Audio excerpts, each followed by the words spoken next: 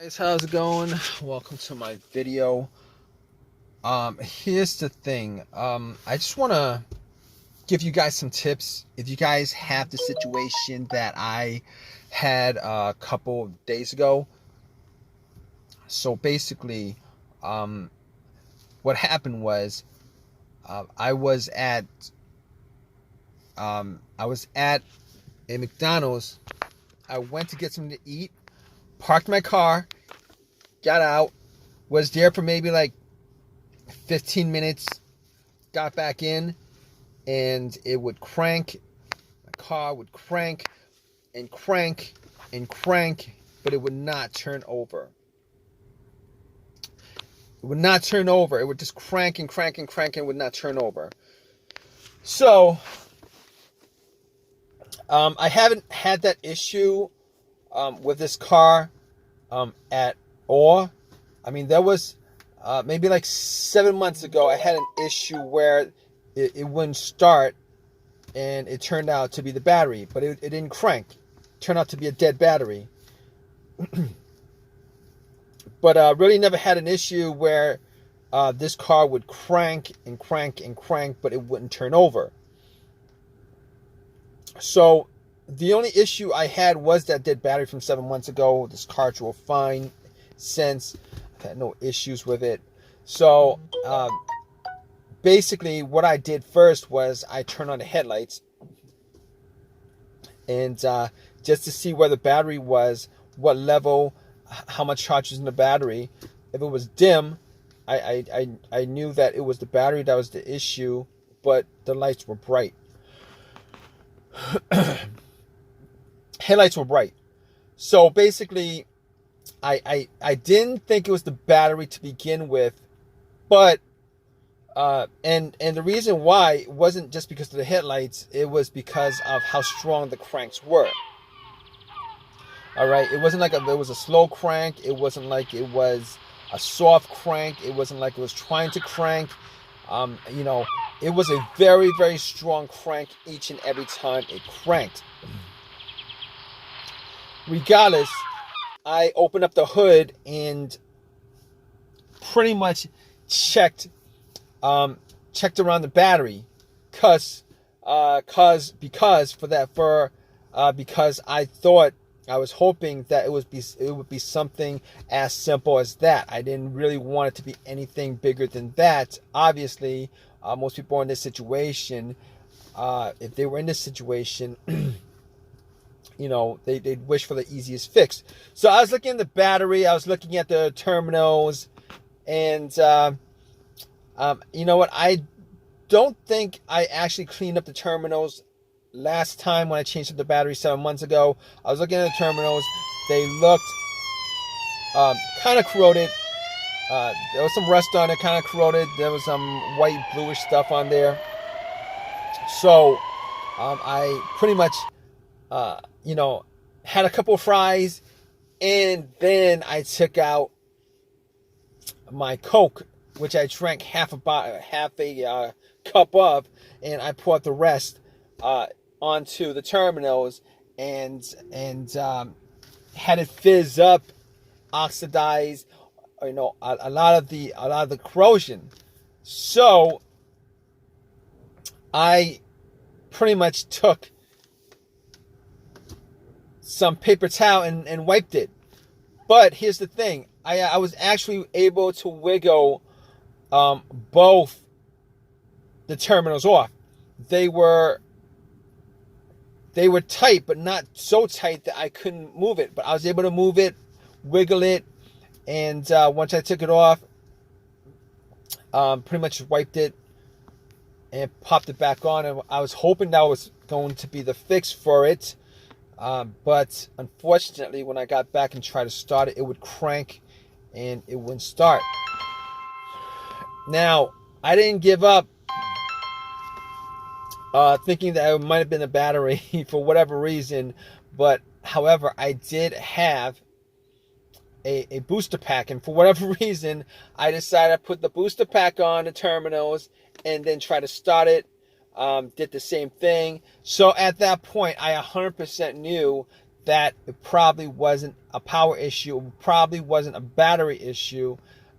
So at that point, I ruled out the battery. I ruled out the terminals being corroded. Ruled that out.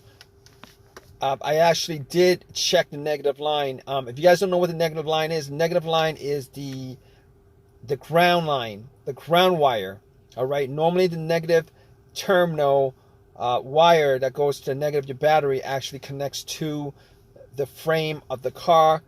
I actually did check to make sure that it was connected. Sometimes for whatever reason the cables might be frayed and break off. They break off sometimes, but I made sure that it was connected to the frame. It was good. Sometimes sometimes a crank no start situation could be caused by that, but normally something like that would also cause a very, very slow, weak crank, which is not the situation I had. But obviously in that situation I was able to eliminate the ground wire, also eliminate the alternator being the issue. And I really didn't consider the alternator being the issue to begin with, but just to be 100% sure, putting the booster pack on, I was able to eliminate the alternator, being that if the alternator was for whatever reason dying or weak or charged up the battery to just a little amount, me putting a booster pack on, and it would have started the car if it was the alternator that was the issue.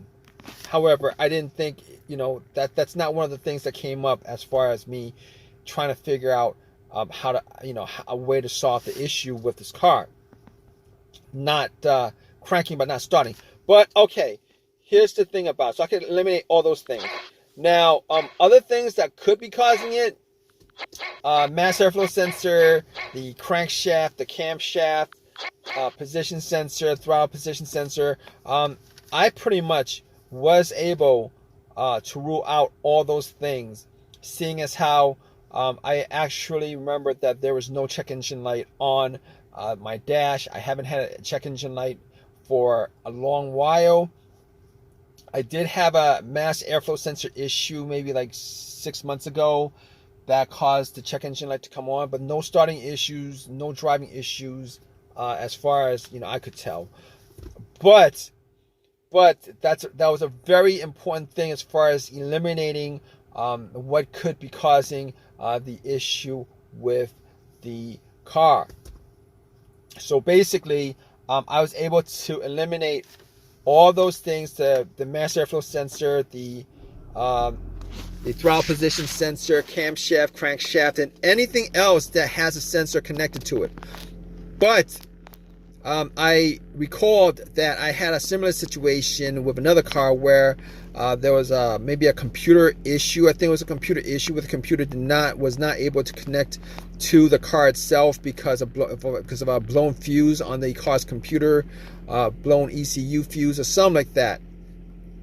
And now I didn't think that was the issue, but I had an OBD2 reader, a $20 OBD2 reader that I actually bought from Amazon, from Walmart, and I plugged it in.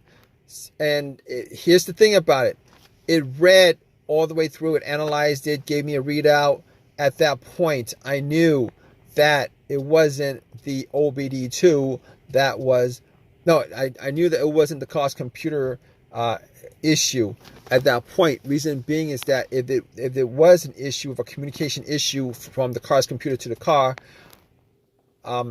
if that happened, the issue, what would have occurred was it would not have been able to analyze it. It would have stopped midway, but it went all the way through. There was no codes at all. I did not see a single code pop up at all. So I was glad that was the case, because I could at that point eliminate every single thing that had a sensor connected to it. All right, so I could rule that out. So after that, I was thinking, well, here's the thing. It could be fuses, relays. It could be fuel pump. It could be T-fob, ignition switch, any of those things. But the more simplest of those things to tackle was the fuses, the relays, and the fuel pump. So what I did was I went to the fuse box, checked out all the fuses, see if I could see any burnt fuse. I tried trying to detect whether there was a hint of any kind of burnt smell.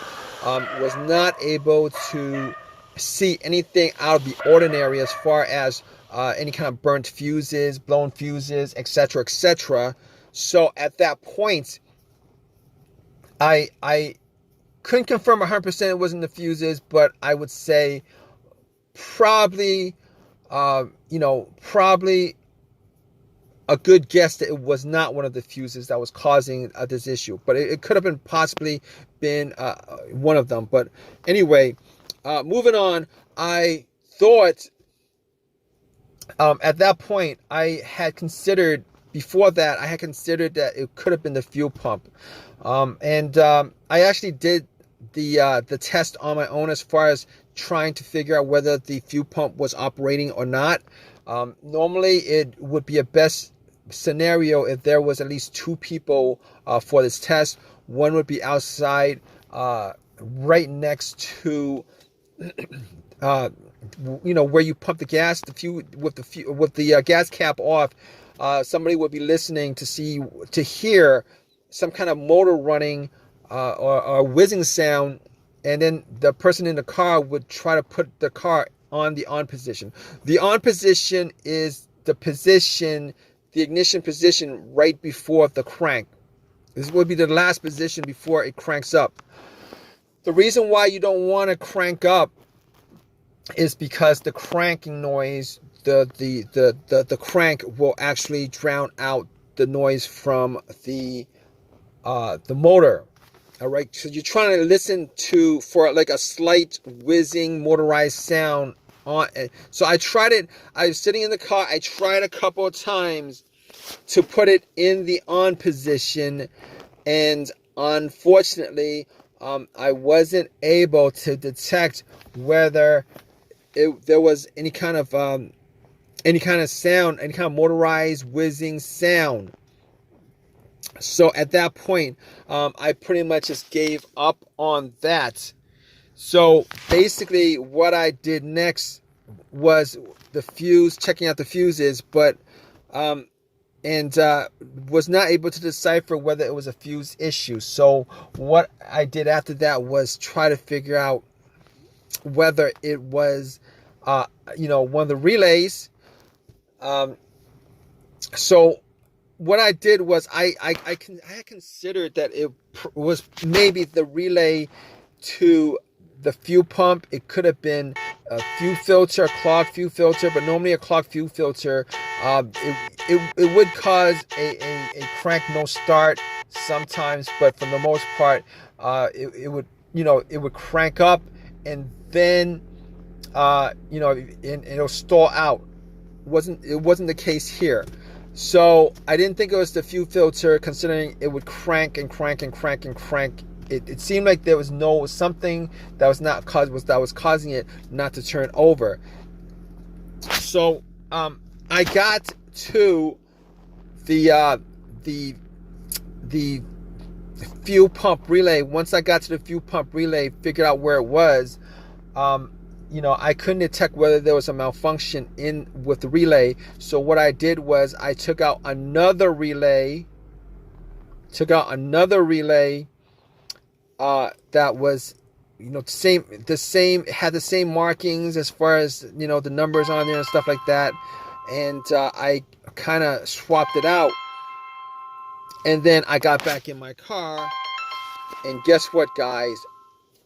Cranked, and then it turned over. It was working just fine.